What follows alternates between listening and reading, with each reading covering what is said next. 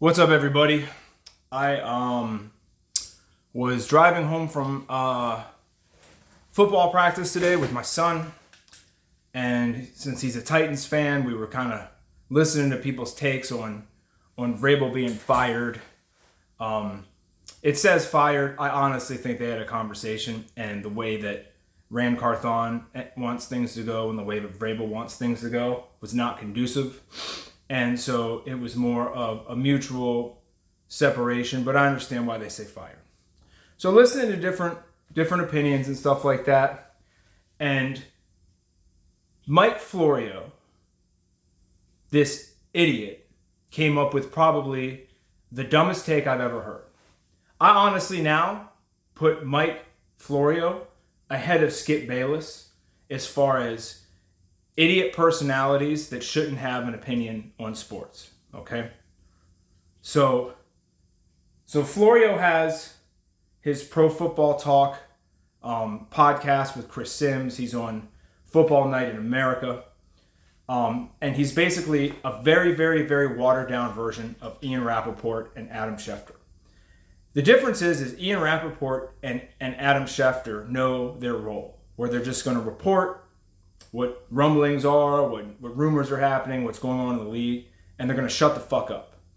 And Mike Florio thinks that because he has a podcast, that he can sit here and tell us his opinion, which he has the right to do, but sometimes you should just shut the fuck up, okay? So let's dive deeper into Mike Florio. He's another one of these Skip Bayless weasels who never played a second of sports as a kid, who's extremely unathletic, and it's fine if you're not an athletic person. But if you're unathletic, you shouldn't have a job covering sports because you don't know shit.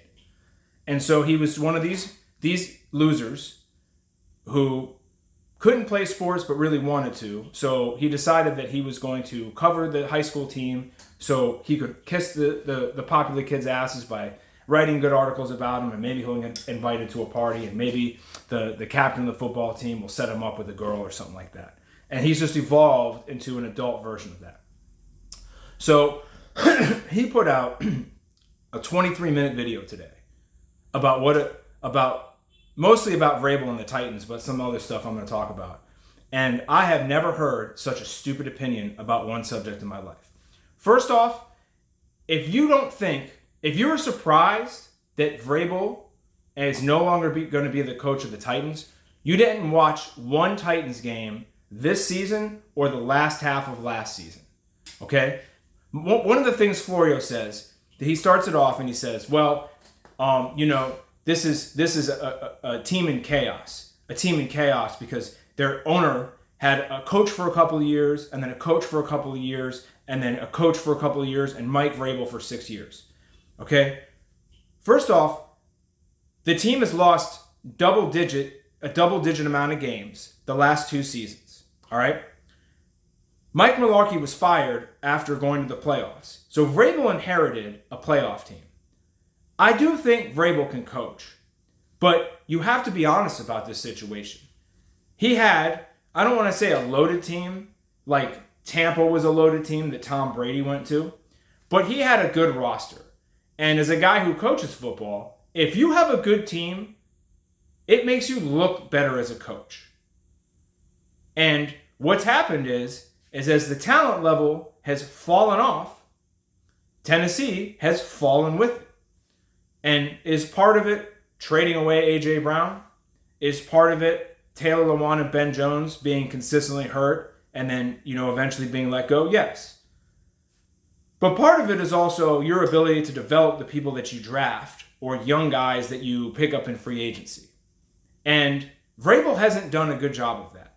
Will Levis has a lot of promise, right? They bring over DeAndre Hopkins. He's already an established talent.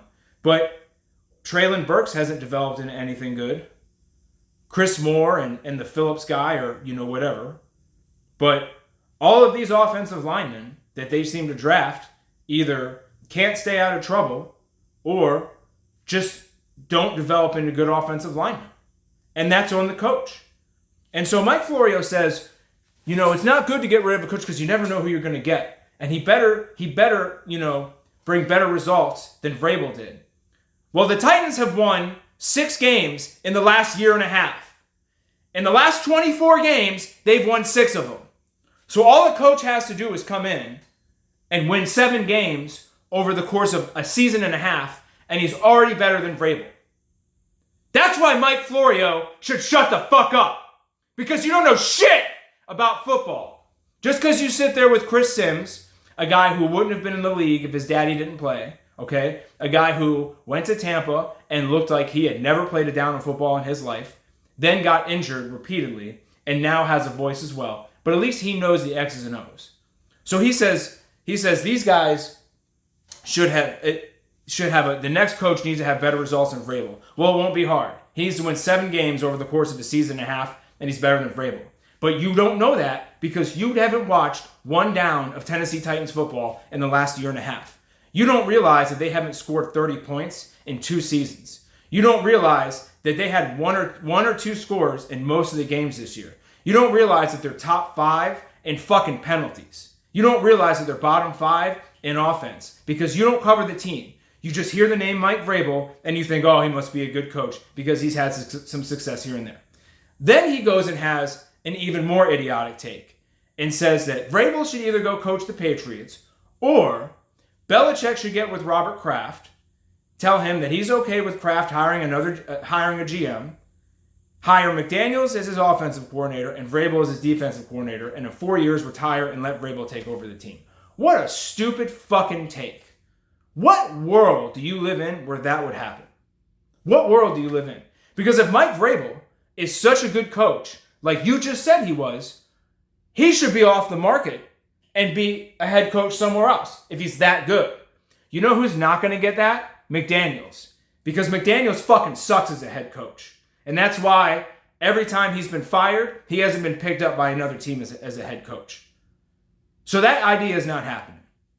I think he's going to end up as the Chargers coach, but maybe I'm wrong. So Florio thinks that Vrabel isn't the problem in Tennessee because he's never watched a fucking down of Tennessee football in the last year and a half and hasn't seen the shit show that I've had to watch and my poor son has had to watch because he actually roots for the fucking team. Okay? So then Mike Florio transitions into Aaron Rodgers. And let me tell you what. The woke establishment pieces of shit like Skip Bayless and Michael Irvin and Stephen A. Smith and Shannon Sharp and Mike Florio can't stand Aaron Rodgers because Aaron Rodgers is a free thinker. Aaron Rodgers said, fuck you, vaccine. I'm not getting it. And you know who's out there dying of mysterious heart-related deaths? It ain't people like Aaron Rodgers. It's people who got vaccinated. That's who. So Aaron Rodgers is in his battle with Jimmy Kimmel.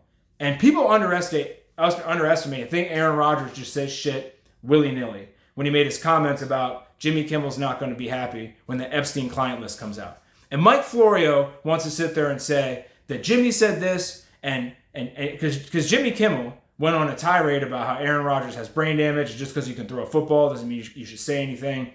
And then he says that Aaron Rodgers should apologize because Jimmy Kimmel has nothing to do with Jeffrey Epstein. If that's the case, then why the fuck is Jimmy Kimmel an investor in 2 restaurants owned by Jeffrey Epstein's personal chef?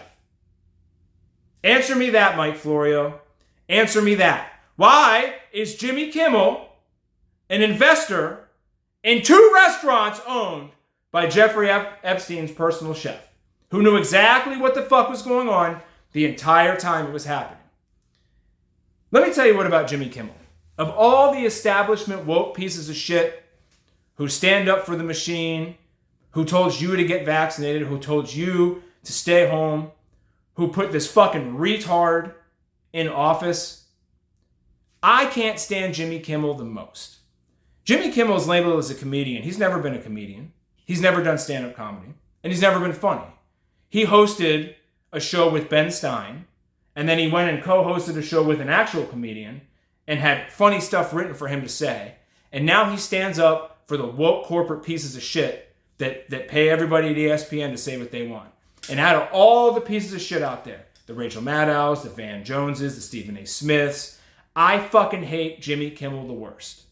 I hate Jimmy Kimmel the worst to the point where he's one of maybe 2 or 3 people I would go to prison. I would go to prison for.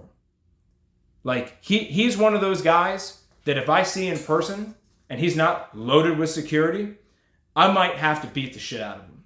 And like, not just knock him down and beat him up, but cause permanent damage to him for what a piece of shit he was. The same guy that wore blackface and thought it was funny wants to condemn you for being a white supremacist because you want $1.99 gas instead of this $3.50 shit that we have. And don't think I'm a Trump supporter because I don't fucking like Trump either. But I'm not an idiot who votes for $4 a gallon gas because the retards like Jimmy Kimmel tell me to. He's a rich asshole who lives in Hollywood who doesn't give a shit about working class people that actually make this country run. And Mike Florio is sitting here trying to run cover and say Aaron Rodgers needs to apologize. Jimmy Kimmel needs to fucking apologize for investing in Jeffrey Epstein's chef twice. And Mike Florio needs to apologize for not knowing his role and shutting the fuck up. Florio doesn't know shit about football. He's never watched a Tennessee Titans game. And firing Vrabel or having Vrabel part from the team or whatever happened that means Vrabel's going to coach somewhere else and somebody else is going to coach Tennessee next season. Okay, that was the right choice. And I guarantee over the next 24 games, Tennessee is going to win at least 7. So Florio, fuck you.